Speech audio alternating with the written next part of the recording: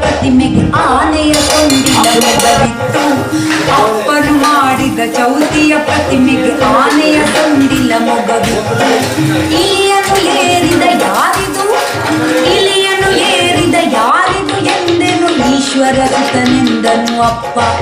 ಇಲಿಯನ್ನು ಏರಿದ ಯಾರಿದು ಎಂದೆನು ಈಶ್ವರ ಸುತನೆಂದನು ಅಪ್ಪ. ನನ್ನಪ್ಪನು ಮಾಡಿದ ಚೌತಿಯ ಪ್ರತಿಮೆಗೆ ಆನೆಯ ಸೊಂಡಿಲ ಮೊಗವಿತ್ತು.